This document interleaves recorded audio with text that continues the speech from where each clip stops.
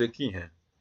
एक तो जो कैश अमाउंट है ना, हरियाणा के अंदर और कहीं पे भी नहीं दिया जाता कि भाई आप गोल्ड मेडल जीत के लाओगे तो इतने 6 करोड़, सिल्वर लेके आओगे 4, इस तरह से। जो कैश हम्म, अमाउंट है ना, वो सबसे ज्यादा हरियाणा गवर्नमेंट ही देती है। ठीक है। तो एक तो ये मोटिवेशन करता है। दूसरा, आप ये देखोगे कि हमारी जो ज्योग्राफिकल कंडीशन है ना हरियाणा की, हाँ जी। वो मैदानी इलाका है, ना ज्यादा गर्मी पड़ती ना ज्यादा सर्दी पड़ती। तो आप कोई भी खिलाड़ी है ना, सारा साल वो चाहे किसी गेम का हो प्रैक्टिस कर सकता है। बिल्कुल सर। कर सकता है ना। और आप जी। फिर हमें जब भी हम बात करेंगे ना इस एक ऐसे क्वेश्चन में, हम गवर्नमेंट की जो पॉलिसीज है ना उनका फेवर करेंगे कि भाई बिल्कुल। हरियाणा गवर्नमेंट की जो पॉलिसीज हैं वो भी खिलाड़ियों को प्रोत्साहन देती हैं। अब आप देखो, साई सेंटर हैं, जैसे अब सोनीपत के अंदर हैं ये। सोनीपत के अंदर स्पोर्ट अथॉरिटी ऑफ इंडिया का सेंटर है साई का। तो हाँ जी यहाँ सर। पर भी बहुत सारी फैसिलिटी प्रोवाइड कराई जाती हैं खिलाड़ियों को। और बिल्कुल हमारा बिल्कुल। जो कल्चर रहा है, जैसे गांव में भी खेलों को प्रोत्साहन दिया जाता है, तो वहां से भी खिलाड़ियों को वो पंचायत लेवल पर गेम कराए जाते थे। अब भी कराए जाते हैं कहीं पर। भी होते हैं। हाँ, अब भी होते हैं। स्कूलों में भी भाई ये है कि गेमों को प्रोत्साहन दिया जाता है। तो एक इस तरह का माहौल बना हुआ है जिसके कारण ही है। और एक और ये भी बता सकते हो कि जैसे भाई जो सीनियर खिलाड़ी हैं हरियाणा में, आप ये देखो, जैसे जो सीनियर, आपने गांव में भी देखा होगा भाई, जो सिर्फ जो प्रैक्टिस कराने का काम करते थे, जो है वो कोई पहले का खेल आउट है वो क्या करता था, चलो भाई तुम्हारे लिए टीम बना दूं। इस तरह बिल्कुल से जो सीनियर खिलाड़ी है ना, वो भी मोटिवेट करते रहते हैं इस तरह से। भी करते हैं गाँव के। हाँ। फौजी वगैरह छुट्टी आते हैं वो भी बच्चों को हाँ, बिल्कुल करते हाँ ये करते हैं। ठीक है। तो एक ये सारी चीजें हैं ना, ये साथ की साथ चलती है ना। इसी कारण से हमारे यहाँ पर ज्यादा है ये खिलाड़ी मेडल लेके आए हैं। और आप ये भी देख सकते हो, देखो भाई, आप दिल्ली के नज़दीक हो गया हमारा। अब बहुत सारी जो, अगर कई गेमों की हमने प्रैक्टिस करनी है, स्टेडियम दिल्ली में भी हम चले जाते हैं। हैं। और आप ये देखो, कई बार जैसे भाई इंजरी भी हो जाए खिलाड़ी को, हमारे एनसीआर का है, तो आप यहाँ पे हॉस्पिटल वगैरह, जैसे ये इंजरी सेंटर है जैसे दिल्ली के अंदर स्पोर्ट्स वालों के लिए। तो ये बहुत सारे फैक्टर हैं जिन ये काम करते हैं। मेन तो आपने, एक तो गवर्नमेंट की पॉलिसीज है ना जो, उनको हम ये दिखाएंगे कि भाई गवर्नमेंट की पॉलिसीज भी हैं सर आगे ले जाने वाली। और ये आप जैसे भाई कैश अमाउंट सबसे ज्यादा यहाँ पे दिया जा रहा है, नौकरियां भी दी जा रही हैं खिलाड़ियों को। और और कोई सी गवर्नमेंट यहाँ पे ऐसा नहीं करती। इसमें सर ठीक है। गवर्नमेंट पॉलिसी का भी पढ़ के जाए कुछ। गवर्नमेंट पॉलिसीज का आप कुछ नहीं, खिलाड़ियों के मैं तो आप जैसे इस तरह की कोई पॉलिसी नहीं पढ़ गए जानी आपने। ये एक खाली कैश अमाउंट है ये पढ़ के चले जाना आप भी, इसमें कितने कैश अमाउंट दिया जा रहा है ये। ठीक है। या हाँ, फिर ये ओलंपिक के डाटा, ओलंपिक में जो मेडल लेके आए हैं ना, जी सर। ये लेफ्ट क्यों कर गए मैडम, ये ज्योति क्यों लेफ्ट कर गए? तो जैसे अब खिलाड़ियों को जो अमाउंट दिया जा रहा है, जैसे मैं क्या बता रहा था, सॉरी, जो नीरज चोपड़ा ये जो मेडल जीत के, मैडम आप भी, आप लोगों के लिए भी क्लास है मैडम, ये ज्वाइन कर लेना आप। ठीक है। 1 मिनट, 1 मिनट, सबको ज्वाइन हो लेने दो, 1-2 minute. Good evening sir. Good evening भाई जी, कैसे हो? भाई ये कॉमन सब सेशन बढ़िया। चल रहा है, इसमें हमें आज एक हरियाणा जी के मेन मेन जो चीजें हैं वो चीजें मैं आपके सामने डिस्कस करूंगा। ठीक है। Okay sir. तो ये आप इनको कुछ ना नोट करना, नोट कर लेना, या फिर जो चीजें उसमें भी हैं एक जनरल व्यू आपका बन जाएगा इन चीजों के बारे में। ठीक है। जैसे ओके हमारा सर। यही चल रहा था, स्पोर्ट्स पर्सन की बात करने लग रहे थे अभी हम। अब जैसे पीछे एक लड़की से अभी इसमें दे के आई थी वो इंट्रो, इसमें ये थी सोशोलॉजी का, उससे पूछा गया था। ये आप या तो अपना माइक म्यूट कर लीजिए आप संदीप जी, जब पूछना हो क्वेश्चन जब पूछ लेना, ठीक है? नहीं तो फिर ये डिस्टरबेंस रहेगी। आप लोग, आपने जब भी पूछना हो ना, तो फिर आप लोग अपना माइक फिर ऑन कर लेना। जैसे एक लड़की थी, उससे सोशोलॉजी वाले में यही पूछा गया था कि मेडल जो जीत के आए ना उनके बारे में बताइए। तो उसने फिर ये खिलाड़ियों के बारे में ही पूछा। उसने जैसे मनु भाकर है, अभी ओलंपिक के अंदर मेडल जीत के आई, और नीरज चोपड़ा जीत के आया। रेसलिंग के अंदर ये अमन सहरावत जीत के आया था। और निशानेबाजी में एक और था, अम्बाड़ा का क्या नाम था उसका, मेरे को ध्यान नहीं आ रहा, वो मेडल जीत के आया था। तो फिर उससे फिर ये पूछ लिया कि ये कितने मेडल जीते इसने। जैसे मनु भाकर ने कितने जीते थे? 2 मेडल जीते 2 थे। जीते थे। एक तो सिंगल उसमें, एक डबल में, जिसमें डबल वाले में मेल और फीमेल वो इकट्ठे, उसमें उन्होंने जीता था। ठीक है, आप ये बता दोगे ये काफ़ी है। हाँ, फिर उससे यहाँ लड़की से ये क्वेश्चन पूछा जी, आप ये बताइए गेम में पहले तो लड़कियां नहीं जा रही थी, अब गेम में लड़कियां क्यों, बहुत सारी जो लड़कियां हैं गेम में आगे जाने लग रही हैं, अब क्या बदलाव आए हैं, ये किसके कारण से बदलाव आए? बताइए आप, बताइए सर, कोई भी बताइए आप, संदीप जी आप बताइए, ज्योति, अन्नू, आप कोई भी बताइए सर, सर बताइए। अब लोगों का दृष्टिकोण चेंज हुआ है। पहले ये था कि लड़कियों को हरियाणा में ज्यादा आगे आने नहीं दिया जाता था। पेरेंट्स भी लड़कियों को खेल में भेजना पसंद नहीं करते थे। लेकिन अब थोड़ी सी लोगों की सोच बदली है और खेल के प्रति मतलब हरियाणा गवर्नमेंट ने भी बहुत सकारात्मक रुख अपनाया है। मतलब लड़कियों को मतलब हाँ बिल्कुल ठीक है, ठीक है। और जैसे देखो लड़कियां जब गेम में, जैसे आप ये देखो मोटिवेशन, गवर्नमेंट, आपने ये बताना है जी, गवर्नमेंट भी काम करती है। जैसे कोई खिलाड़ी मेडल जीत के आती है, उसे उसने किसी गवर्नमेंट। उसने हाँ किसी न किसी का ब्रांड एम्बेसडर बना देती है। हाँ जी। जैसे साक्षी मलिक पीछे मेडल जीत के आई थी, उसको ब्रांड एम्बेसडर बनाया गया। ठीक है, तो इस तरह से बैडमिंटन की वो थी क्या लड़की, एक बैडमिंटन में भी तो जीता था इसने, अपने हरियाणा से थी वो, पीछे ओलंपिक में कौन थी भाई? साइना नेहवाल। नहीं। हाँ वही थी, साइना नेहवाल थी। इस सार से तो है उसका संबंध। तो हमने ये बताना है कि जी गवर्नमेंट भी प्रमोट करने लग रही है इनके लिए, इस हाँ तरह जी। से योजनाएं भी लेके आने लग रही हैं, और धीरे धीरे फिर लोगों का दृष्टिकोण भी बदलने लग रहा है इस तरह से। उसके बाद जैसे आपसे ये पूछा जाए, हरियाणा की पहचान ने आपने बता दी किस कारण से आज के समय, भाई गेम के कारण हमारी नेशनल इंटरनेशनल लेवल पर जो पिछले कुछ सालों में बनी है ना, वो गेम के कारण बनी है। और दूसरा आप ये भी कह सकते हो जी, शिक्षा के क्षेत्र में भी आप ये देखो, छोटा सा स्टेट है हमारा, ठीक है, तो हर साल जो यूपीएससी का जो एग्जाम होता है, यहाँ पे भी अपने यहाँ से 40-50 बच्चे निकल जाते हैं हर साल से। ठीक है, अपने यूपीएससी के एग्जाम में पिछले कुछ सालों से। और आप हरियाणा की यूनिवर्सिटीज के बारे में बता सकते हो, जैसे भाई पिछले कुछ सालों से नई यूनिवर्सिटी यहाँ पर हुई है, जैसे ओपी जिंदल यूनिवर्सिटी है, इसके बारे में बता सकते हो। यहाँ पर विदेशों से भी बच्चे पढ़ने के लिए आते हैं सोनीपत में। और जैसे अब म्यूजियम बनाया गया पूरे इंडिया का, जो संविधान का जो म्यूजियम बनाया गया है कॉन्स्टिट्यूशन को लेकर, तो वो कहाँ पे बनाया गया? ओपी जिंदल यूनिवर्सिटी में बनाया है। ठीक है, समझे ना? तो जी सर। आप इस तरह से ये चीजें बना सकते हो। उसके बाद आप ऐसे पूछा जाए, भाई ऐतिहासिक महत्व तो बताइए हरियाणा का,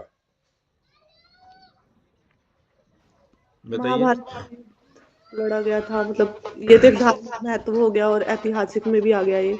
हाँ, ऐतिहासिक महत्व के बारे में जब हम बात करें ना, आप ये बताना जी, जैसे भारत के जो भाग्य को निर्धारित करने वाली या इतिहास में जिनका महत्वपूर्ण योगदान है, पानीपत की तीनों लड़ाई है ना, वो हरियाणा के अंदर लड़ी गई है।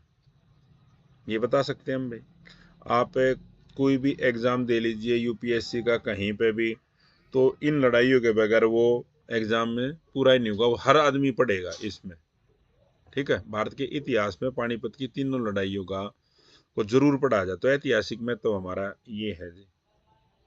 तो पानीपत की तीनों लड़ाइयाँ पहले किस किस के बीच में लड़ी गई थी?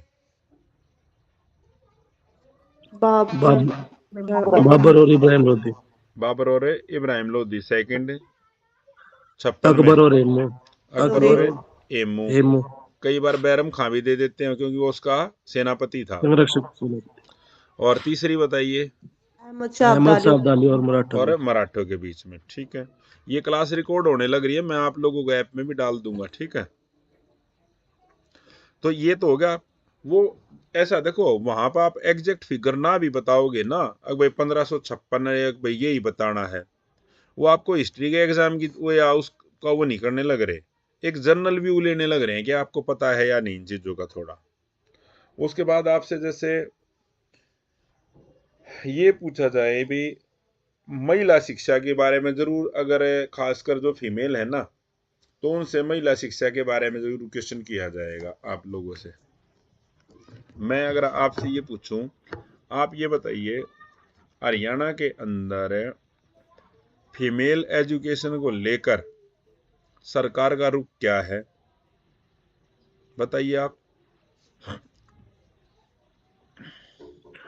सर गवर्नमेंट ने बेटी बचाओ बेटी पढ़ाओ अभियान चलाया है प्रधानमंत्री नरेंद्र मोदी ने हम्म, पानीपत से। पानीपत से। और हाँ सर। बताइए बाकी। सर जो गवर्नमेंट स्कूल में ना लड़कियों के लिए शिक्षा बिल्कुल फ्री है। वैसे तो 6 से 14 साल के तो सभी बच्चों के लिए फ्री है, लेकिन 9th to 12th लड़कियों के लिए खासकर मतलब हरियाणा गवर्नमेंट ने बिल्कुल फ्री एजुकेशन है। और इसके अतिरिक्त जो बसों का किराया भी लड़कियों के लिए मुफ्त है कॉलेज में जाने के लिए। और आप मतलब उनको सुरक्षा प्रदान करने के लिए सेफ्टी वैन्स चलती हैं, मतलब 1098 नंबर है।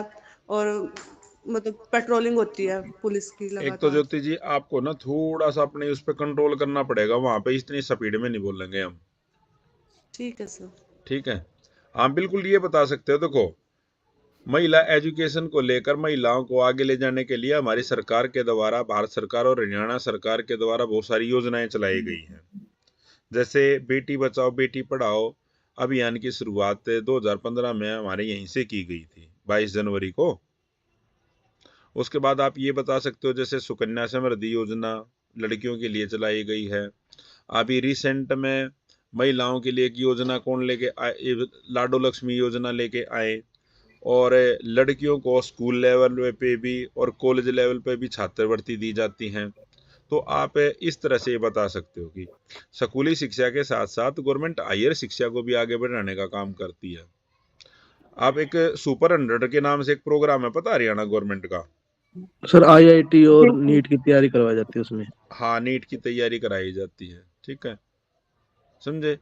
तो ये चीजें आप, अगर मैं आपसे यहाँ से आपसे अगर ये क्वेश्चन पूछूं आप लोगों से, महिला शिक्षा को आगे बढ़ाने के लिए आप क्या, यदि आप स्कूल के अंदर हो और महिला लड़कियों की शिक्षा को आगे बढ़ाने के लिए आप क्या योगदान कर सकते हो, बताइए। सर बंटी जी बताइए। पेरेंट्स को जागरूक करेंगे, अवेयर करेंगे। हाँ बिल्कुल ठीक है, आप ये बताना है जैसे जी जब भी पीटीएम होती है ना, क्योंकि देखो पेरेंट्स से इसका आते एक कॉमन मंच पे मिलने का जो हमारा मौका होता है ना, वो स्कूल के अंदर पीटीएम होती है। तो जब पीटीएम के दौरान पेरेंट्स को हम बताएंगे कि भाई किस तरह से सरकार ने लड़कियों के लिए योजना लेके आई हैं, और इन योजनाओं का लाभ उठा के आप अपनी लड़कियों को पढ़ा सकते हो आगे। जैसे हमारे यहाँ पर हरियाणा के अंदर जो डाटा है ना, वो डाटा ये कहते हैं कि अगर स्कूल लेवल पर 12th कर ली ना, 12th के बाद 35% ही लड़कियां हायर एजुकेशन कंप्लीट करती हैं अपनी। बाकी तो फिर क्या कर देती हैं, या तो शादी हो जाएंगी या फिर घर पे ही अपना कंप्लीट मतलब एजुकेशन नहीं कर सकती करती आगे। तो 35% ही डाटा है, तो हम उनके बारे में बताएं। और कई बार ऐसा होता है गवर्नमेंट की योजनाओं ना भी हो तो जैसे कई बार अडोप्ट नहीं कर लेती कुछ संस्थाएं, जो प्राइवेट संस्थाएं होती हैं। अब इतनी लड़कियों के बारे में आप नाम दीजिए सर, आगे इनकी हमारे स्कूलों में आते हैं, जैसे गवर्नमेंट स्कूल में ना जी सर। कई बार ऐसे आएंगे व्यक्ति जो प्राइवेट जो एनजीओ चलाते हैं, उनको गवर्नमेंट की तरफ से फंडिंग मिलती है बहुत सारी, उनको पैसा यूटिलाइज करना होता है। और वो क्या करते हैं, या फिर क्या होता है कई बार कुछ आदमी ऐसे होते हैं जिनको डोनेशन दिखानी होती है, मतलब 2 नंबर का अंदर खातर जो भी उनका सेटलमेंट होती है, तो वो क्या कर लेते हैं जी, आप हमारे को 5 लड़कियों के 10 लड़कियों के इनके नाम दे दीजिए। वो फिर क्या कर लेते हैं, उनको अडॉप्ट कर लेते हैं। अडॉप्ट कर देते हैं कि एक मिनट कोई, उनको फिर वो क्या करते हैं कि आपको ना हम इन लड़कियों के नाम दे दिए, इनकी हायर एजुकेशन का जो खर्च है वो हम उठाएंगे, इस तरह से ये चीज़ें चलती हैं। ठीक है, तो आप ये बता सकते हो, जैसे एक लड़की से ये पूछा गया था भाई, वहाँ पे पॉलिटिकल साइंस की थी, सिचुएशन दी गई उससे, ये सिचुएशन थी, आप ये बताइए, जैसे एक लड़की के पेरेंट्स ने 10वीं क्लास के बाद लड़की को स्कूल भेजने से मना कर दिया कि हम स्कूल में इसको नहीं भेज रहे, तो आप किस तरह से उनको मोटिवेट करोगे कि इस लड़की को आगे पढ़ाए? उन्होंने उसको कहा कि रोल प्ले के लिए कहा। रोल प्ले का मतलब वो जो एक तो मेंबर था और एक जेंट्स था, एक लेडी थी, वो खड़े हो गए कि आप बाहर से आइए, जैसे कि आप हमारे घर में आओगे, हम उस लड़की के पेरेंट्स हैं, तो ये हमारे को बताइए किस तरह से कन्वे करोगे, आप कन्विंस करोगे हमारे को। अगर ज्योति जी आप बताइए, ज्योति शर्मा, यदि आपके साथ इस तरह का हो तो आप क्या करोगे? सर मतलब ये यही वाला क्वेश्चन कि 10वीं के बाद अगर किसी हाँ लड़की हाँ, को, आप बताइए। तो सर सबसे पहले तो मैं उसके पेरेंट्स से बात करूंगी उस लड़की के कि क्या समस्या है, क्यों आप मतलब इस लड़की को नहीं पढ़ाना चाहते, उनकी जो भी समस्याएं हैं वो उनको। ये कह देंगे, वो ये कहते हैं कि पढ़ा लिखा के क्या करना है, हमने तो अपना घर का काम करेगी, आगे 10वीं तक पढ़ा दिया। सर मैं खुद उनके लिए एक रोल मॉडल खुद भी हूँ, मैं उन्हें अपना एग्जाम्पल भी दे सकती हूँ, और भी जो भी रोल मॉडल है उनका फिर वही एग्जाम्पल। कहेंगे जी आपके पास, पेरेंट्स के पास तो पैसे होंगे, हमारे पास तो पैसे नहीं है, हम कैसे पढ़ाएंगे? तो मैं उन्हें गवर्नमेंट की स्कीम्स के बारे में बताऊंगी कि गवर्नमेंट किस तरह से लड़कियों को फ्री एजुकेशन दे रही है, और इसके अलावा जो आपने बताया था कि एनजीओज भी मदद करते हैं लड़कियों को पढ़ाने के लिए। बिल्कुल और ठीक है, इसके बिल्कुल ठीक है। और इसके अतिरिक्त मैं ये भी बता सकती हूँ कि भाई ये मेरा पर्सनल ओपिनियन है कि अगर ये पढ़ लिख गई, मतलब अगर ये 10th के बाद पढ़ेगी, तो ये अपने आसपास के बच्चों को कोचिंग दे के भी अपनी पढ़ाई का खर्चा निकाल सकती है, या हाँ कोई बिल्कुल और। ठीक है, जैसे आप ये भी बता सकते हो कि कोचिंग तो नहीं, चलो 10वीं क्लास का बच्चा जैसे कोचिंग तो क्या देगा आगे मोटिवेट। क्या, हाँ ये कह सकते हैं कि जैसे भाई कुछ स्किल हमने सीख ली, स्किल से जुड़ा। अब आप एक चीज बताओ, जैसे वैसे अब लड़कियां सूट सिलना सीख लेती हैं, हाँ जी सर।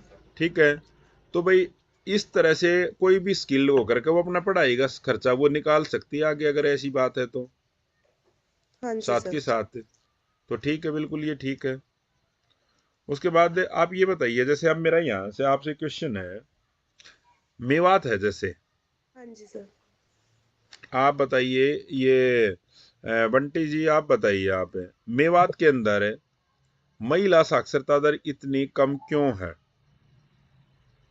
महिला भी और पुरुष भी। सर एक तो जो वो एरिया है थोड़ा बैकवर्ड एरिया है, हम्म लोग कम पढ़े लिखे हैं, उनको साक्षरता दर भी उनकी कमी है।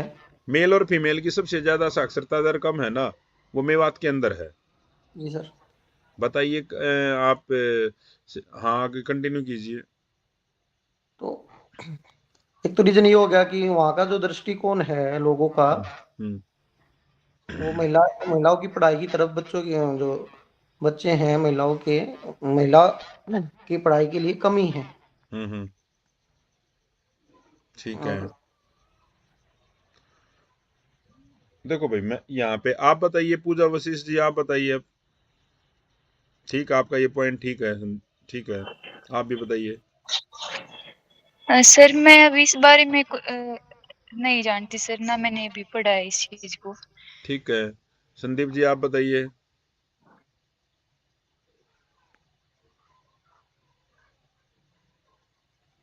अन्नू जी आप बताइए।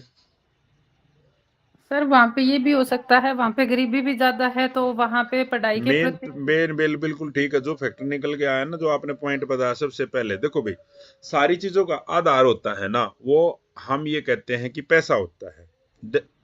जहां पे पैसा आता चला जाएगा ना, पैसे के साथ साथ सारी चीजें स्कूल भी होंगी। आप ये बताओगे जी, सबसे मेन कारण जो है ना, वहां पे लोग आर्थिक स्थिति ठीक नहीं है, वो गरीब है, ठीक है, और गरीब हैं, तो उनके मन में यही रहता है कि हम बच्चों का, एक तो वो खर्च नहीं उठा सकते, इस कारण से वो बच्चों को स्कूल नहीं भेजते या किसी काम धंधे में लगा देते हैं, इस कारण से। और जब लड़कियों की बात करें तो लड़कियों को तो बिल्कुल भी नहीं भेजा जाता। तो ये इस तरह से सबसे पहले मेन फैक्टर है गरीबी। ठीक है। अब एक जैसे बहुत सारे बच्चे ये कहेंगे जी वहां पे मुस्लिम लोग हैं और मुस्लिम लोग लड़कियों को नहीं पढ़ाते, यही ना? जी सर। जी सर। लेकिन अगर वो फिर सामने वाला ये कह दे तो केरल में तो बहुत पढ़ाते हैं, केरल की साक्षरता दर तो ज्यादा है, केरल में मुस्लिम है, फिर क्या बताओगे आप? बताओ। देखो केरल के अंदर क्या हुआ था, 96 की बात है ये। तो जो केरल गवर्नमेंट थी ना, उसने ये कहा कि हम अपने जो बजट है ना उसका बहुत ज्यादा जो खर्च करेंगे ना, दो ही चीजों पर खर्च करेंगे, हेल्थ पर, एजुकेशन पे, और वो सीधा दिया जाएगा, सीधा ग्राम पंचायत को दिया जाएगा वो बजट। अब एक चीज देखो, हमारे यहाँ पर क्या सिस्टम चलता है, बजट रिलीज होगा, पहले एक स्टेप से आएगा, फिर दूसरे पे आएगा, फिर तीसरे पे, इस तरह से परसेंटेज के हिसाब से, भाई अफसर को इतने परसेंट चाहिए, उसको इतने चाहिए, इसको इतने, मतलब 1000 रुपए रिलीज होंगे तो लास्ट में क्या रुपए लगेंगे, 100 रुपए लगेंगे, ऐसा सिस्टम है। तो गवर्नमेंट ने क्या किया कि हम जो सीधा बजट है ना पंचायत को देंगे, और पंचायतों को यह अथॉरिटी थी कि वो स्कूलों को डेवलप करे। ठीक है। और ज्यादा से ज्यादा फिर सर्वे किया गया कि लड़कियां स्कूल में, एक तो ये भी था कि फीमेल टीचर कम थी, तो ज्यादा से ज्यादा क्या किया जाए, फीमेल टीचर को लगाया जाए।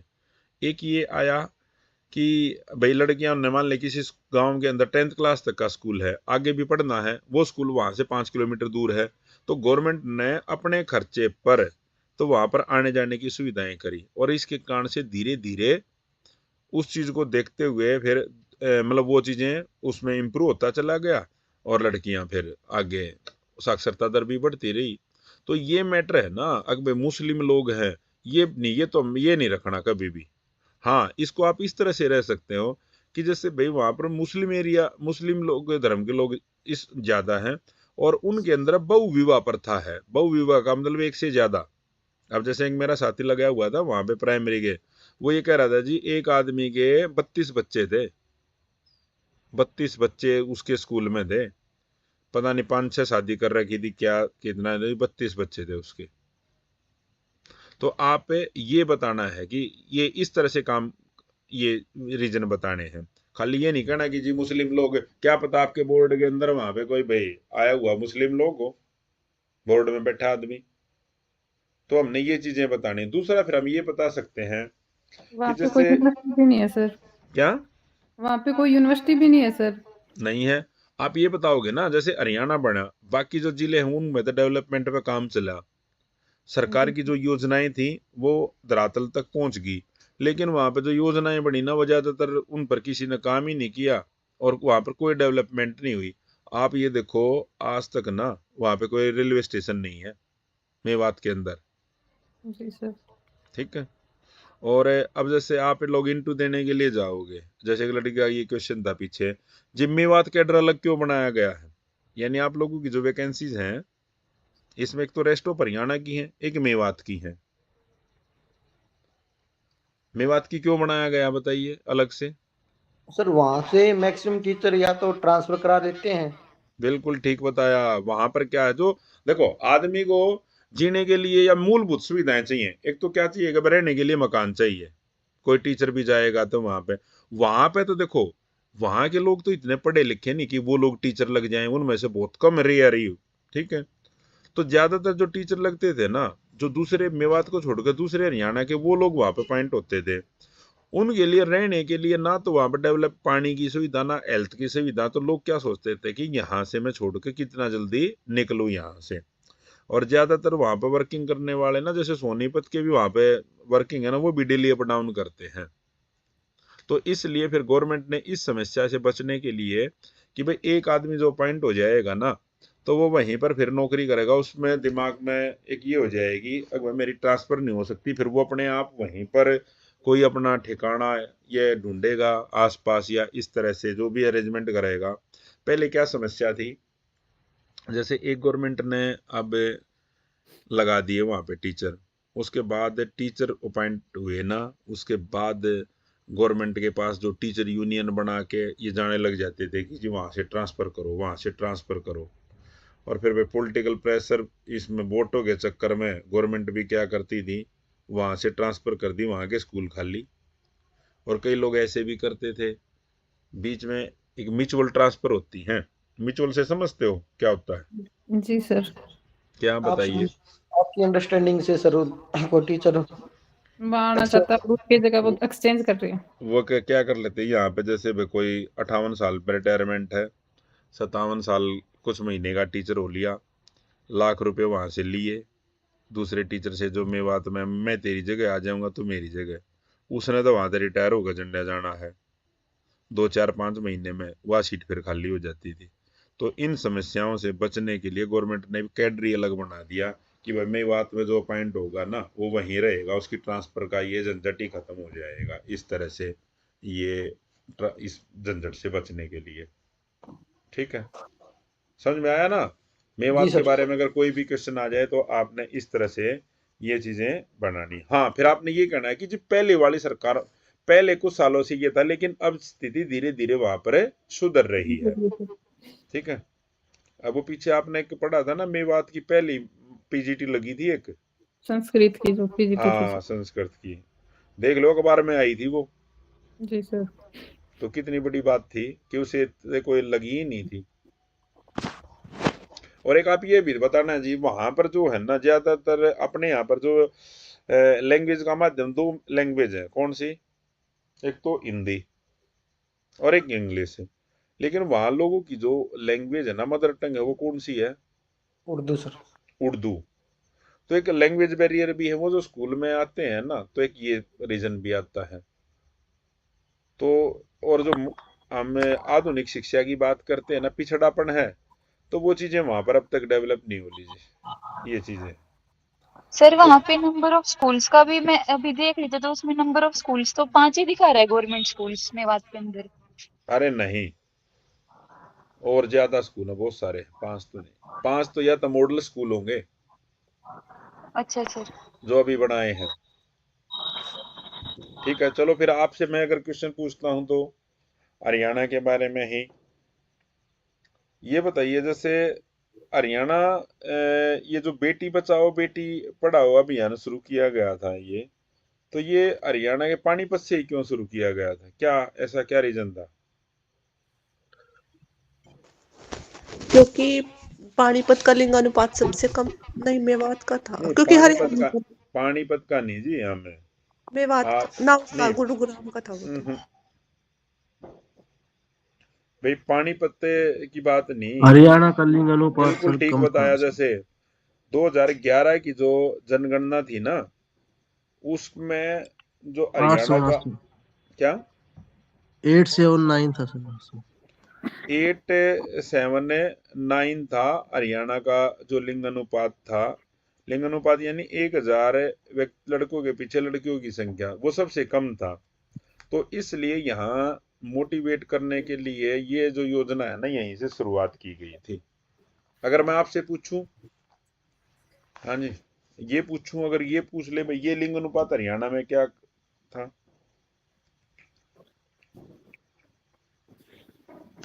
इसका जवाब कैसे दोगे आप?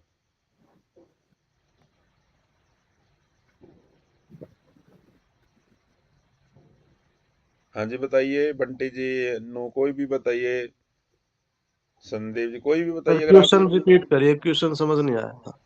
मैं आपसे ये कहता हूँ, जैसे मैंने ये कहा कि भाई लिंग अनुपात बेटी बचाओ बेटी पढ़ाओ है जो, ये योजना हरियाणा में पानीपत से या हरियाणा से ही क्यों शुरू की गई? और किसी स्टेट से भी कर देते थे, ऐसा क्या था कि यहीं से शुरू की गई, बताओ? क्योंकि हरियाणा का लिंग अनुपात सबसे कम था ना सर। हरियाणा का लिंग अनुपात सबसे कम था, सभी स्टेट्स में से। हाँ सबसे कम था। मैं फिर ये क्वेश्चन है कि लिंग अनुपात यहाँ पे कम क्यों था? आपसे मेरा ये क्वेश्चन है, क्यों था लिंग अनुपात इसलिए कम था सर, यहाँ पे सर लड़का और लड़की में भेदभाव समझा जाता था, लड़कियों को हीन समझा जाता था। देखो कि आप ये, लड़कियों, हाँ बिल्कुल ठीक बताना, आपने ये बताया कि जो रूढ़िवादी धारणाओं के कारण ना, और खासकर आप ये देखोगे रूढ़िवादी धारणाओं के कारण और कुछ धार्मिक मान्यताओं के कारण यहाँ पर आपने इसको ज्यादा डीप में नहीं जाना वहां पे। ये करना कि रूढ़िवादी धारणाओं के कारण और कुछ धार्मिक मान्यताओं के कारण ये लड़की को ज्यादा लड़के को परिवार के अंदर ज्यादा महत्व दिया जाता है, ठीक है, हमारे यहाँ पर।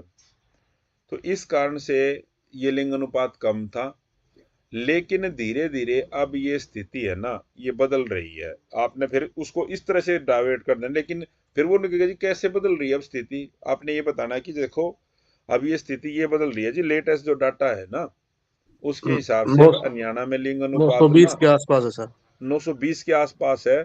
और 23 इसी का 23 के, और इसी कारण से अब लिंग अनुपात बढ़ने के कारण जब हमारे प्रधानमंत्री है ना, उसने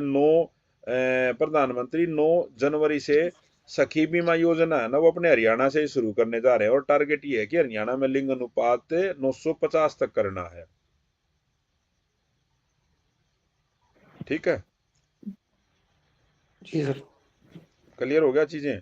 देखो मैं जो आपको बताने लग रहा हूँ ना, ये नहीं है ये आपने रट्टा लगाना है, ये चीजें कुछ नहीं है चीजें। मैंने आपको एक मतलब एक विजन दे दिया, एक चीजें पॉइंट दे दिया, उनको आपने अपने हिसाब से बताना है, ठीक है। इन चीजों के रट्टे नहीं लगाते, इन चीजों को तो एक बार समझ गए, फिर अपने हिसाब से चीजें करनी है भाई। और एक देखो जैसे ये अब ये जब तक तो आपका 9 तारीख को पहले दिन ही होगा, जिसका होगा इंटरव्यू उस दिन शायद ये पूछा जा सकता है कि क्योंकि प्रधानमंत्री आके जिसके में शुरुआत करेंगे जिस योजना की, हरियाणा में आके प्रधानमंत्री आना कोई छोटी चीज नहीं है, यहाँ से शुरुआत करनी। तो ये एक बीमा सखी योजना, मैंने इसके बारे में बताया था आप लोगों को, पढ़ा था किसी ने? मैंने एक वीडियो डाली थी इसके बारे में, बताइए अगर किसी को पता हो तो। बीमा सखी, हाँ जी बंटी जी पता है? नहीं पढ़ा सर अभी। ज्योति, संदीप, अनु, पूजा? सर 2100 रुपए वाली स्कीम है क्या ये? नहीं वो तो लाडो लक्ष्मी है। सर क्वेश्चन रिपीट करना सर।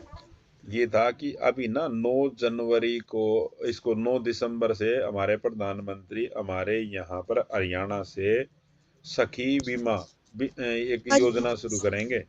बीमा हाँ सखी, जी सॉरी सर। बीमा सखी। भारतीय जीवन बीमा निगम के तहत उनका कॉन्ट्रैक्ट है, उसमें औरतों को कॉन्ट्रैक्ट वो नहीं है, कॉन्ट्रैक्ट नहीं कहेंगे हम, उनके साथ मिलकर ये जो LIC है ना, हाँ लाइफ जी इंश्योरेंस ऑफ इंडिया, इनके साथ मिलकर एक प्रोग्राम है जिसमें इसमें। महिलाएं बीमा करेंगी, वो उनको ट्रेनिंग देंगे कि किस तरह से। हाँ बिल्कुल ठीक है, महिलाओं को ये दिया जाएगा कि एक तो रोजगार मिलेगा, हाँ 35 जी टारगेट होगा इसमें, 35,000 महिलाओं को इसके तहत जी देश में रोजगार दिया जाएगा। हाँ जी महिलाओं और को बीमा एजेंट नियुक्त किया जाएगा। हाँ जी LIC और ने क्या करना है, अपना ज्यादा से ज्यादा बीमे को लोगों तक पहुंचाना भी है। और इसमें क्या होगा, जो एक बार इसकी बीमा सखी इसके में से जुड़ेगी ना, उसको हाँ जी 7,000 रुपये तो पहले साल, पहली साल, दूसरी साल 6,000 और तीसरी साल 5,000 रुपए हाँ, और उसके बाद 2,100 रुपये मंथली, और प्रोत्साहन राशि दी जाएगी। हाँ, और उसके बाद जो बीमे कर दिए उसने, उसका जो उनकी इंसेंटिव, कमीशन। हाँ वो आएगा। तो ये योजना है, ठीक है। उसके बाद आप ये बताइए, जैसे आप अब जैसे यहाँ पे जाओगे भाई आप लोग, जैसे जब आप लोग इंटरव्यू देने के लिए जाओगे 15 तारीख तक गीता महोत्सव चल जाएगा हाँ जी सर। कुरुक्षेत्र में। तो गीता महोत्सव क्या है, इसके बारे में आपसे अगर पूछ लिया जाए? सर गीता महोत्सव ब्रह्मा सरोवर तट से स्टार्ट होगा, कुरुक्षेत्र। और हो जो चुका, 28 से हो बाद में, चुका है, 28 से। हाँ जी 28 नवंबर से हो चुका है, और 15 15 जनवरी दिसंबर तक चलेगा। हम्म। और इसमें जो है सर 15 स्टेट पार्टनर इसका उड़ीसा है, बिल्कुल और ठीक स्टेट है। और कंट्री पार्टनर इसकी तंजानिया है सर। हम्म, ठीक है। नहीं आप तो शायद उसका नहीं बताने लगे हो यो। नहीं इसका ही बता रहे हैं सर, गीता महोत्सव का ही, कुरुक्षेत्र ब्रह्मा सरोवर। अच्छा हाँ जी सर। चलो, ये महाभारत का युद्ध 18 दिन चला था शायद, उसी के लिए हाँ हाँ 18 दिन चला था, ठीक है बिल्कुल ठीक बताया। इसी की तर्ज पे ये महोत्सव शुरू किया गया हाँ 18 दिन हाँ के लिए। 18 दिन के लिए, बिल्कुल ठीक है ये, ठीक है।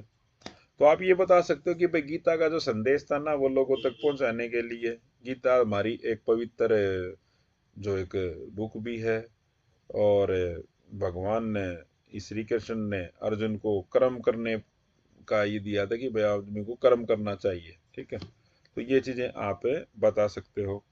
उसके बाद कुरुक्षेत्र में के बारे में, सतलों के बारे में तो पता ही होगा, ब्रह्म सरोवर है आपका, ज्योतिसर है, ये चीजें हैं। सनेत सरोवर। ठीक है, उसके बाद यहाँ से मैं आपसे क्वेश्चन पूछता हूँ, जैसे अभी आप इंटरव्यू देने के लिए जाओगे भाई, आप HPSC के अंदर जाओगे, जैसे वो लड़की से पूछा गया एक से कि आपका जो एग्जाम और इंटरव्यू किस बोर्ड ने कंडक्ट किया है? HPSC। HPSC, Haryana public service commission. ठीक है, HPSC कितने तरह की वैकेंसी को, जैसे हमारे यहाँ पर जैसे वैकेंसीज को कैटेगराइज करें ना, तो 4 कैटेगरी है हमारे यहाँ पे। ए और बी को CD और ठीक है, AB की ये करवाते हैं HPSC, और CD की HSSC। तो HPSC के जितने भी मेंबर होंगे ना, तो उनको कौन लगाएगा? हरियाणा का राज्यपाल। राज्यपाल। कितनी एज तक कब तक लगता है वो? या तो हरियाणा मैक्सिमम टाइम क्या जी? है हरियाणा का बंडारू राज्यपाल दत्तात्रेय। दत्तात्रेय। ठीक है, एक देखो ये ध्यान रख लेना, यहाँ पर एक कंडीशन होगी, या तो 2 कंडीशन होगी, या तो कोई भी मेंबर लगेगा ना, उसकी एज 62 साल या 6 साल जो भी पहले हो जाएंगे ना, वो अगर कोई आदमी मान लीजिए 54 साल का हमने मेंबर लगा दिया, तो 54 में 6 जोड़ दे जो 60 तक रहेगा। एक आदमी 60 का लगा, वो तो 62 तो पहले एक क्रॉस कर जाए, वो 2 साल ही काम करेगा। और अगर कोई विवाद होता है ना, तो इनको हटाने का जो अधिकार है वो राष्ट्रपति के पास होता है। ठीक है, तो ये आप थोड़ा ये बता दें। उसके बाद फिर पंचकुला में भाई आप पंचकुला जाओगे, तो पंचकुला में आपका हेडक्वार्टर है इसका HPSC का जो, तो पंचकुला के बारे में थोड़ा पूछा जा सकता है आपसे। हाँ जी, ये संदीप जी बताइए पंचकुला के बारे में क्या बताओ यदि आपसे पूछा जाए तो?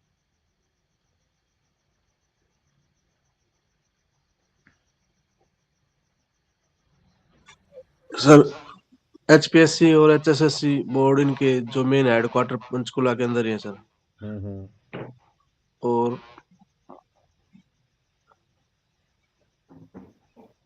और बताइए भैया आप मनसा देवी मंदिर सर।